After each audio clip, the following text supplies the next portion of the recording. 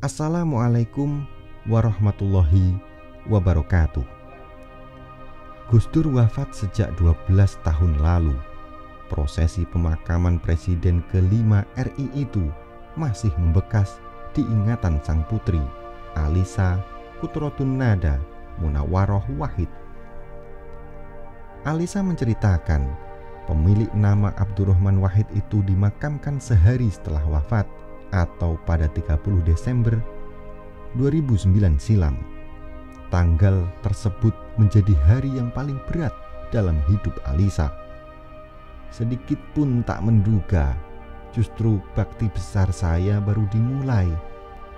Ibu dan adik-adik saya tergugu sejak malam sebelumnya, jadi saya ambil alih semua keputusan, katanya dalam cuitan di akun Twitter Alisa Wahid. Alisa ingin para kiai, nyai, dan jamaah masuk serta mengumandangkan tahlil Ciganjur, Jakarta Selatan, dan Tebu Ireng, Jombang. Dia pun sempat mengancam para pejabat negara untuk menolak upacara pemakaman kenegaraan bagi jenazah Gus Dur jika mereka dilarang mengumandangkan tahlil.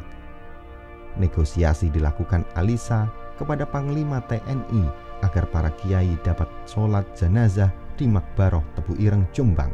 Bahkan dirinya melihat sangat banyak orang yang berada di atas atap dan pohon di sekitar makam, terpancar kesedihan dari wajah mereka. Anak-anak saya masih balita, mereka trauma terdesak-desak hari itu. Tetapi kami ajarkan semuanya orang baik yang sayang Yangkung. Sekitar setahun kemudian, saat antri keluar pesawat, Ragil, anak saya, berujar, "Ini orang-orangnya sayang Yangkung ya Bu," kata Alisa. Hari itu membuat Alisa harus meninggalkan zona nyaman. Dia harus bisa berbakti sepenuhnya kepada sang ayah yang telah menjadi pilar kehidupan. Selain itu, untuk meneruskan laku perjuangan mewujudkan kemaslahatan terutama bagi mereka yang lemah dan dilemahkan. Untuk Gus Dur yang hatinya penuh cinta dan keberanian, dan untuk semua yang mendoakannya, Al-Fatihah, ujar Alisa. Kisah lainnya diceritakan oleh Kiai Haji Husein Muhammad atau Buya Husein. Sahabat Gus Dur itu menceritakan detik-detik Gus Dur dimakamkan.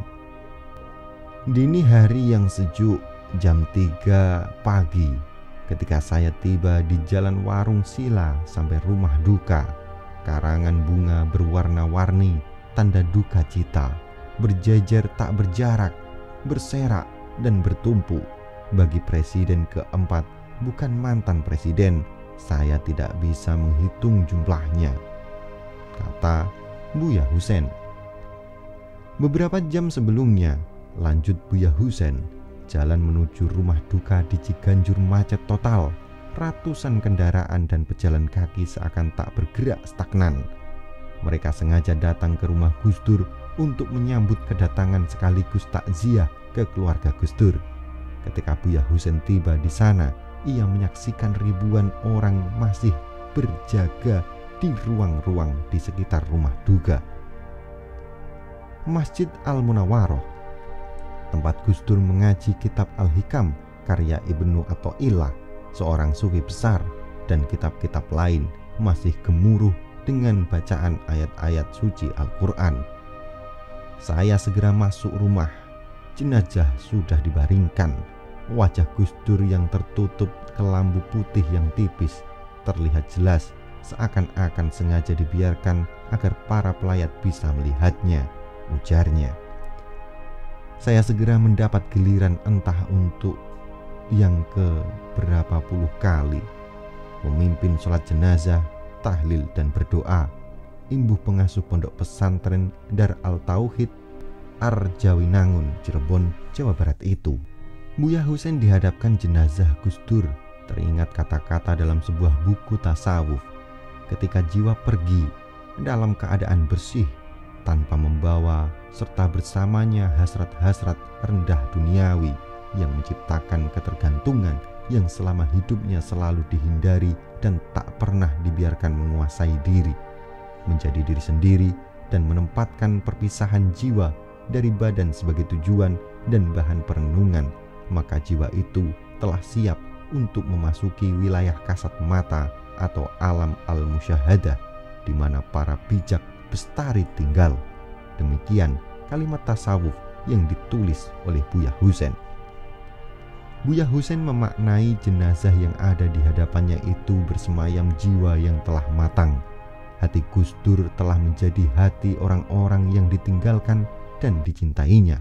Gus Dur telah membagi cinta kepada mereka yang hatinya remuk redam, tak berdaya dan tanpa gantungan. Gus Dur yang bicara begitu bebas, tanpa beban, polos, karena tak punya hasrat rendah apapun dan tidak tergantung pada siapapun kecuali kepada Tuhan. Ia tak pernah peduli dengan gelar-gelar kehormatan yang dianugerahkan dunia kepadanya, kata Buya Husein. Buya Husein juga memandang Gus Dur sebagai seorang yang pikirannya mampu menjangkau masa depan dan melampaui zaman. Namun Gus Dur bisa tetap bertahan dengan kokoh menjalani tradisinya. Gus Dur yang tak pernah gentar untuk melawan setiap tangan tirani dan korup. Ia yang tak mau kompromi terhadapnya dan tidak peduli pada cibiran orang kepadanya, kata Buya Husein. Jika Anda merasa bahwasanya konten ini bermanfaat, silahkan like dan bagikan ke seluruh jaringan yang Anda miliki. Bagaimana tanggapan Anda tentang video ini? Sampaikan di kolom komentar. Jangan lupa untuk melihat video lainnya di channel KKW Channel. Wallahu a'lam bishawab. Wassalamualaikum warahmatullahi wabarakatuh.